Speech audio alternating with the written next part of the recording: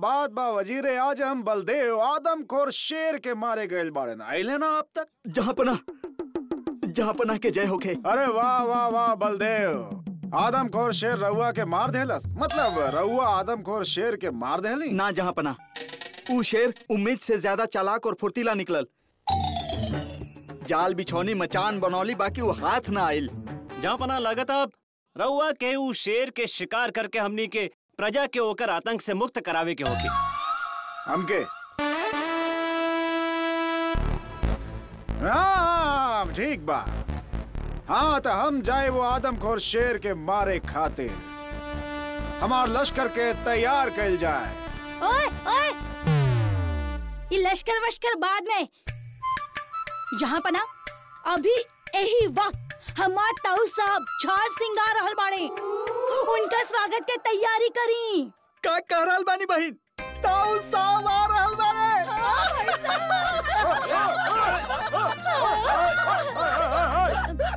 ही कैसन ताऊ बाड़े और हम तो कभी सुननी ना इनके बारे में, ना तो कभी हम मिलनी इनसे। अरे कैसे मिलते रहुआ? हमार शादी से पहले घर में कोनो झगड़ा हो गए थे छोटा मोटा सा, और वो बहुत गुस्सा वाला बाड़े, घर छोड़ के चल गईले, जंगल में जाके बस गईले, पेड़ पौधा के संगे जिंदगी बिता रहल बाड़े। कैसे मिलती रहूं? जहाँ पना हमनी के ताऊ साहब बचपन से ही पेड़ पौधा से बहुत प्यार करत रहले, बहुत प्यार करत रहले, इतना प्यार करत रहले कि हम सब बच्चन के नाम भी पेड़ पौधा और सब्जियन के नाम से ही बुलावत रहले। हमके तो जामुन कहत रहले। काला जामुन। जहाँ पना और हमके तो भिंडी कह के बुलावत रहले। बुलावत रहलन, अब फूल गोभी बुलाई है ना। का कहने रहुआ? ना कुछ ना, हम सिर्फ ई कहत रहनी कि हमके आदमखोर शेर के मारे जाए के बाद रानी साहिबा एक बार ओके मार देत बनी, फिर वापस आके ताऊ जी से हम मिल ले। ना जहाँ पना रहुआ आवे में बहुत समय लग जाई, और ऊ यहाँ सिर्फ एक दिन खातिर आ रहल बाड़े। हमार ताऊसा झार सिंह अपन दामाद से मिले आ रहल बाड़े, खास रहुआ से, और रहुए ना रहब त कैसा लागी? हाँ? अरे रानी साहिबा, ये आदमखोर शेर हमार प्रजा के बहुत तंग कई के रख ले बा, एकर मरल बहुत जरूरी बा। बस एक बार मार दी, फिर ताऊ साहब के बारे मतलब फिर ताऊ साहब से मिल ले हम ना आके। अभी हम अपन जायज मुलतवी ना कर सके नी। वो सब बाद में, पहले रहुआ उनसे मिलनी।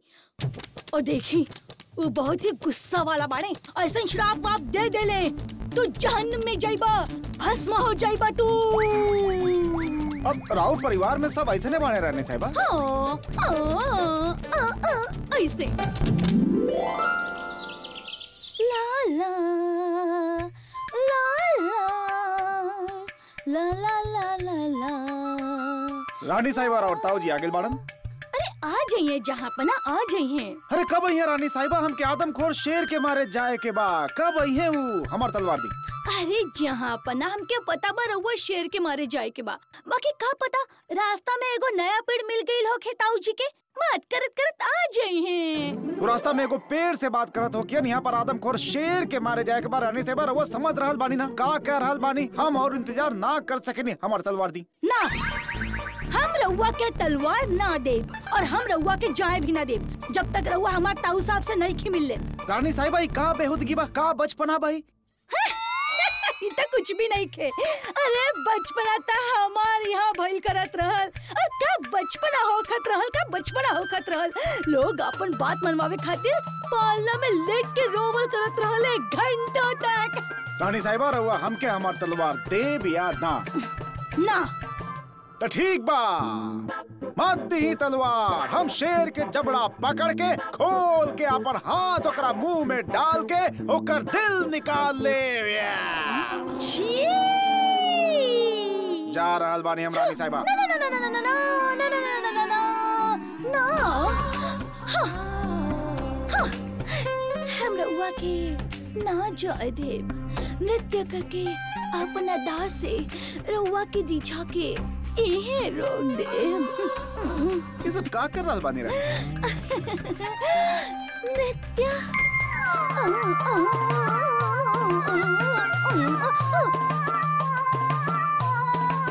बहुत खूब, बहुत खूब रानी साहिबा, बहुत खूब। का नृत्य करे नहीं रहुआ, बाकी रहुआ ऐसे नाच के दिखाई तो हम मानी। ये देख।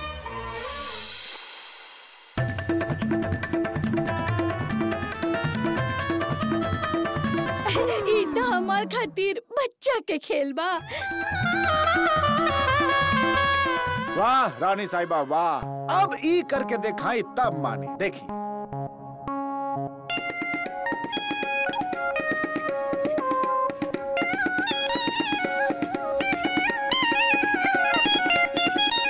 हटी हटी हटी, चली हटी। रहुआ क्या करे अभी?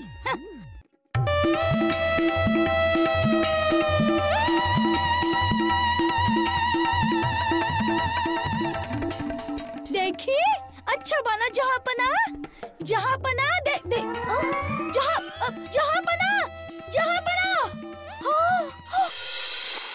जहाँ पना भी ना सब मद एक ही जैसन हो खेले।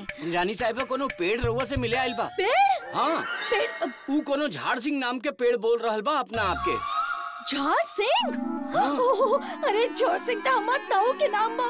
वो कहाँ बाड़े वो? मेहमान खाना में बाड़े।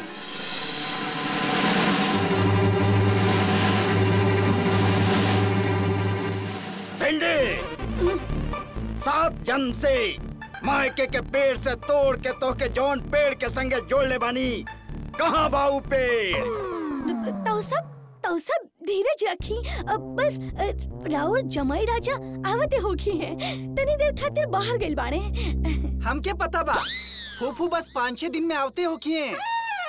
5-6 दिन? भिंडी एक तो हम पहला बार आईनी, कहाँ बात तोहारू जंगली पेड़?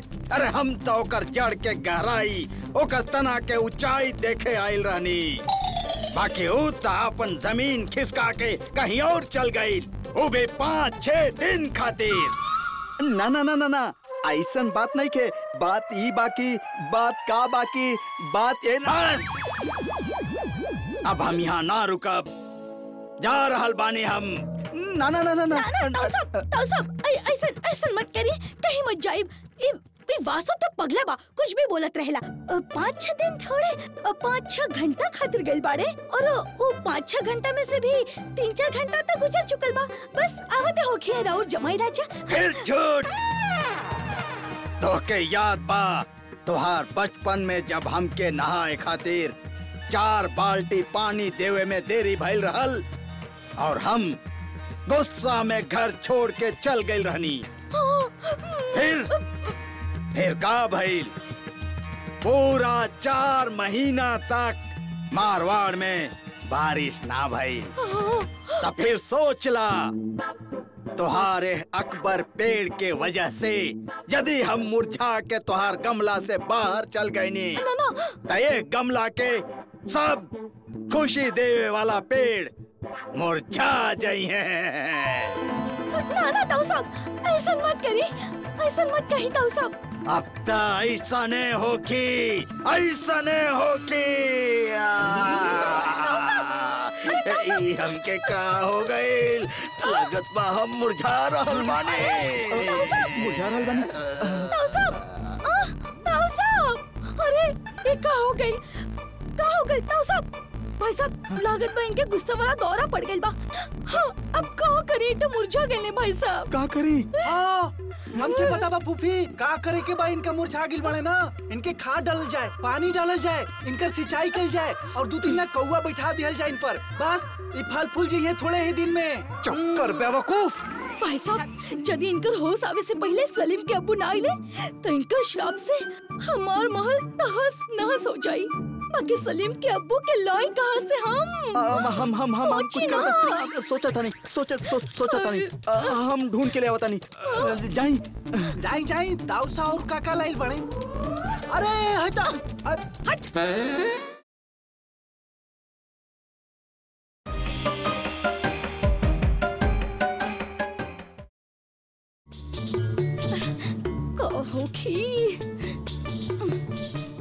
बहन जहाँ बना खातिर जूती कैसन रही? अच्छा बा और ई ताज? ये भी अच्छा बा। ये सब छोड़ी भाई साहब, पहले ये बताई ताऊ साहब कहाँ बाड़े? उनका दरवान के संगे लगा के रख ले बानी, जैसे वो कहीं जाए न पावे। अच्छा बादब बा मुलायजा होशियार बादशाह हिंद मोहम्मद जलालुद्दीन अकबर जल्दी जल्दी आ रहल बड़े। प्रणाम ताऊ जी, प्रणाम। वाह वाह, अच्छा वाह। तई बाऊ पेड़ जैसे तो के बांधल गइल बा। ओए ताऊ साहब, अरे नाना ताऊ जी, हम तो बीरबल बानी। अच्छा, त तू बाड़ा ऊ बुद्धि के पेड़ बीरबल। त तू ऊ बुद्धि के पेड़ बाड़ा जे पर यदि उल्लू भी बैठ जाए तो ऊ भी अकलमंदी के बात करेला। ताऊ जी इतना राउर जरा नवाजी बा। रानी साहिबा जहाँ पना वापस आ गई ले, दरबार ऐलान करत रहल।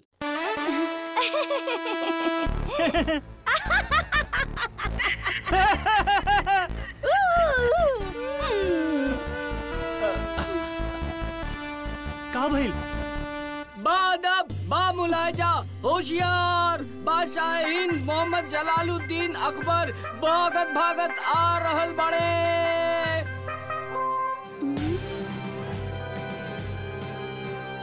अरे अगे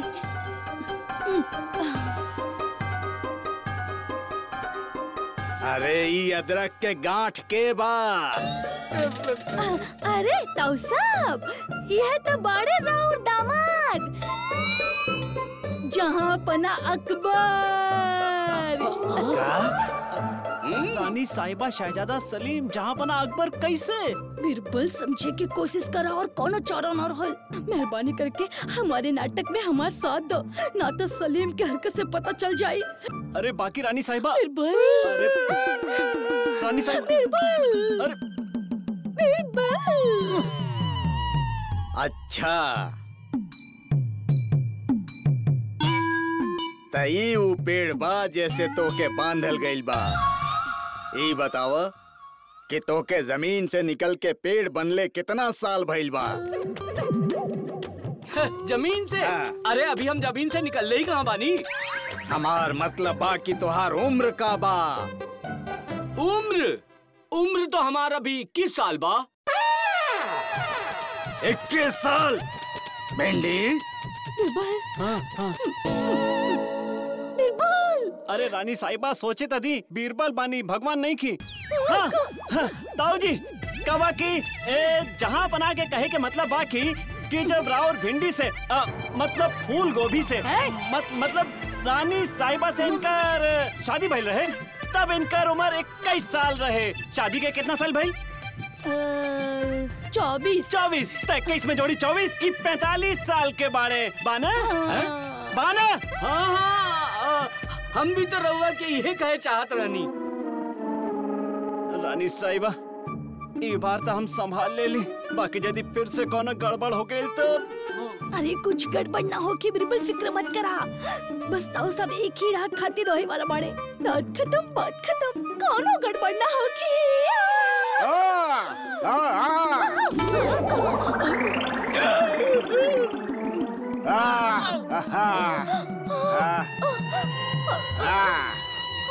रानी साहिबा, आदमखोर शेर हमारा हाथ से बच गए।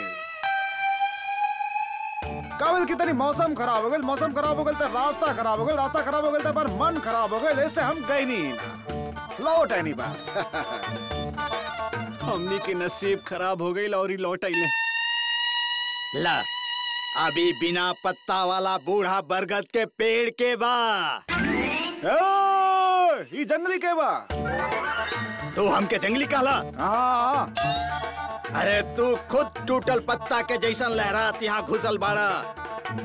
तू के बाड़ा? हम रहुआ यहाँ खड़ा होके हमसे पूछ रहल बानी कि हम के बानी। हाँ, हम के बानी। हाँ, हम बानी हाँ, बता रहल बानी, हम बानी। भिंडी, आखिर तू हमके बतावत काहे नहीं खू कि मोटा तरबूज बा के? रहुआ हमके भिंडी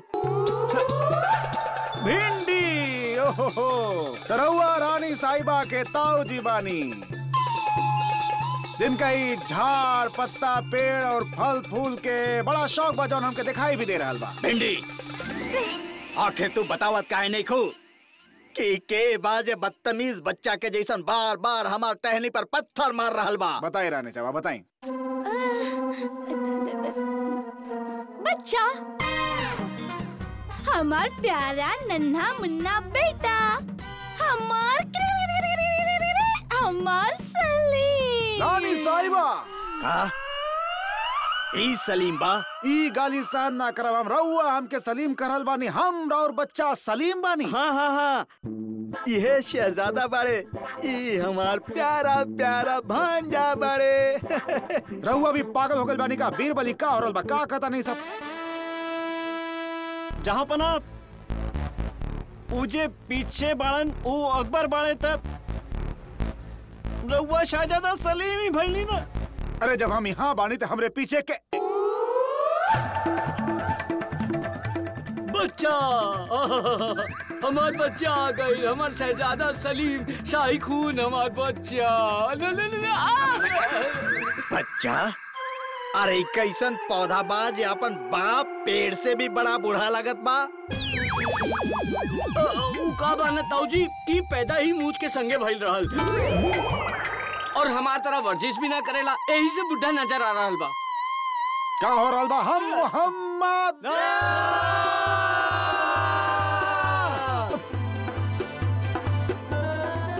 अरे अरे बिना हमरा से पूछले हमार केला लेके जा रहल बा।